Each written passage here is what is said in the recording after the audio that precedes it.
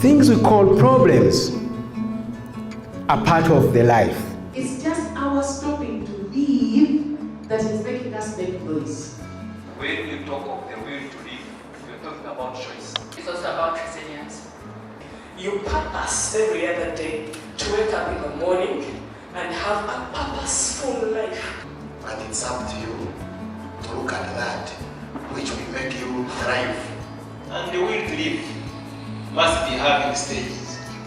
I can make a choice to be a drunkard, and my brother can make a choice to be a good leader. Intentional living. Iron sharpens iron, and man sharpens the countenance of a friend. Your purposeful living will lead you to where you wouldn't have been. And I have realized one day I was living purposefully. Do not forget your share in this world. It is not yet too late.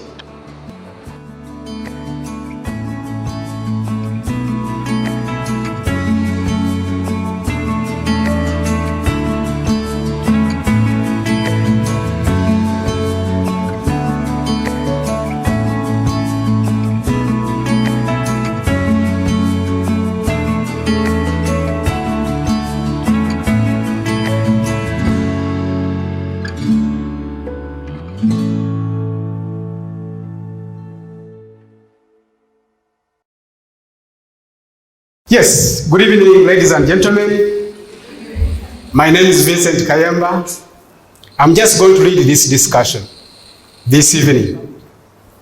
And without wasting any minute, I want us to start. I'm just going to give you a brief story about my life, where I come to think about the will to live. One day, for some reasons I don't know up to now, my mother left home and went away. It seemed as if she had gone for a few days and she was coming back. Days went by, months and years. After 10 years, my mother comes back with a handsome young boy at home. This boy was about 8-9 years.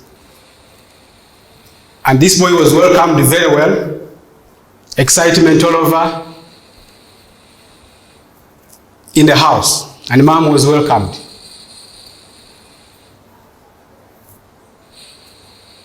That boy was me.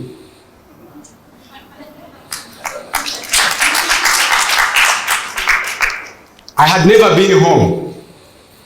I didn't know what home was other than my mom. So I was introduced to school again. I resumed school. Around P6, the school fees at home was finished. I had only one option, to drop out and go take care of my father's cows. In the middle of that, one of the teachers who was teaching me, his name is Norman Mugenyi. I don't know whether you remember that.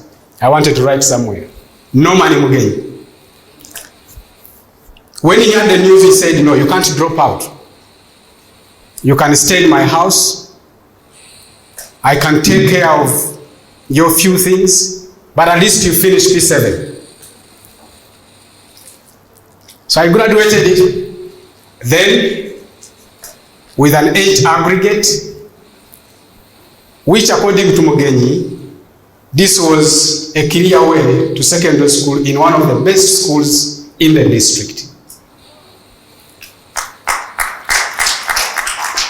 So he said, bye-bye, see you.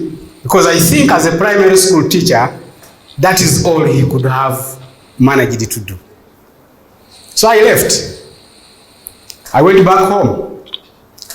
First things first, very fast. 1.5 years later, I meet Norman Mugenyi on my way coming from vending matoke. By that time, I was a matoke vendor. 1.5 years later.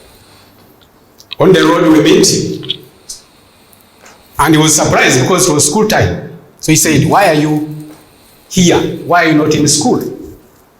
That is when I informed him that actually I had never seen any other blackboard other than the P7 blackboard. I remember very well that day we parked our bicycles because he had also another bicycle. We parked on the side and he talked for a while, a little bit puzzled. Until when he said, "No, there is a school I know. That school is called St. Bernard's College, Kiswera. That when you can work as a student at school, they can meet your school fees." I was very excited. I said, "I've been working. I've been vending the matoke. My dream has been to be in school. If I can do it while I'm in school, I'm going tomorrow." I rode a bicycle for about 34 kilometers together with other people who were willing to go into that kind of arrangement. We're about 14 boys on our bicycles. I sat the interview 1.5 years later, and I passed. And I was granted a place in St. Bernard's College, Kiswera, as a school dependent. Now, as a school dependent, I had to work on the farm in order to be paid school fees for. Among the school dependents, there was one privileged man, each intake, the person who would work at the headmaster's house instead of going to work in the farm. So one evening I was called by a man called Ronald Mawanda Juko. He was the headmaster. And we used to fear him. He was very small in stature, but very big at the school. If they called your name and they say, "Juko is calling you," you knew your life is in danger. So that evening I wondered what I had done, and if I was going to lose the chance to be in school, only to be told that I was going to be like a one school dependent who was going to work at the headmaster's house. So I was picked from the farm work, bricklaying. I used to lay bricks. We used to go to dig in the morning and the evening, after and before class. So I was picked to say, "You are going to take care of the headmaster's housekeeping. You have a bicycle, you can ride in the village to pick matoke." So that was my work. Run very fast in front. One day on one holiday when I'm in senior 3, I came to school, reporting back, and I found 2 things. One, Juko had left the school. He was no longer the headmaster.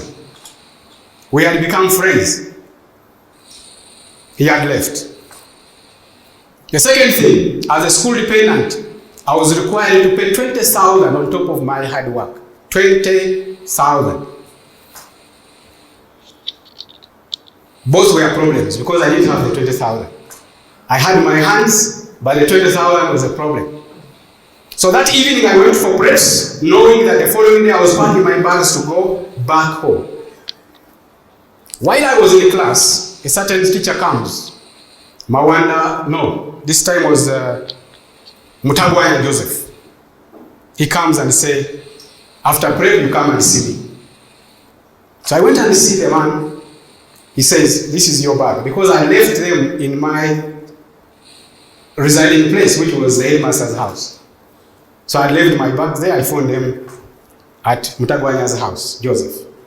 That was obvious. I said, "Yeah, give me my things." I knew they could be somewhere. He said, "But there is one thing more to give you." There was a letter. That letter had been written by Mawanda Juko, the former headmaster, saying that if you go and ask your parents for permission, you can follow me to the school where I'm going.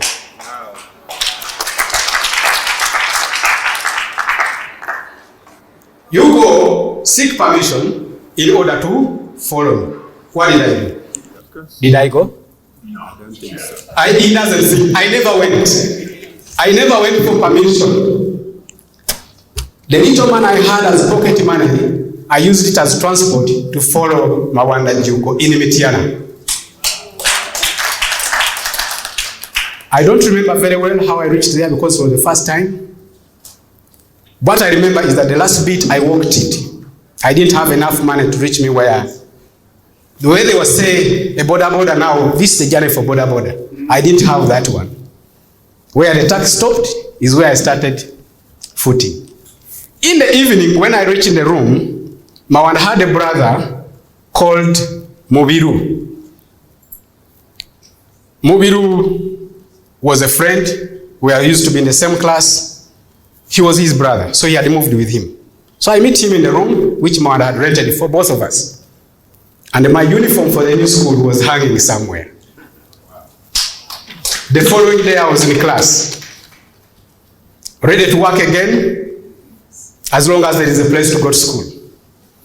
This time, lucky enough, the work was less, very less. Okay?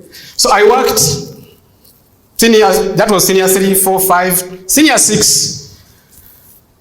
I knew from primary, the lesson that I had learned from primary, that even Mawanda was stopping here, senior 6. And we used to discuss with him.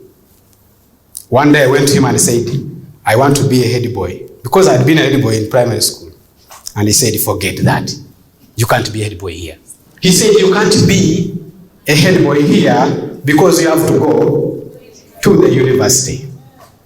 You have to trade off this so that you can get the bigger one. Because we had discussed and I told him, I have no choice.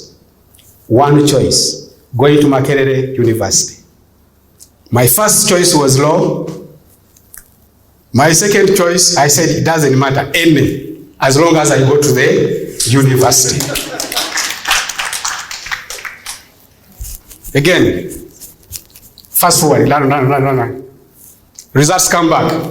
Mawanda finds me somewhere in Impiji, where I had gone to help him on the farm. After senior 6, I said, Mr. Mawanda, what can I do for you, for what you have done for me in this vacation?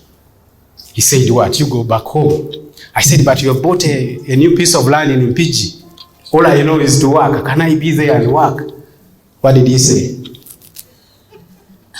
You go. You go and work.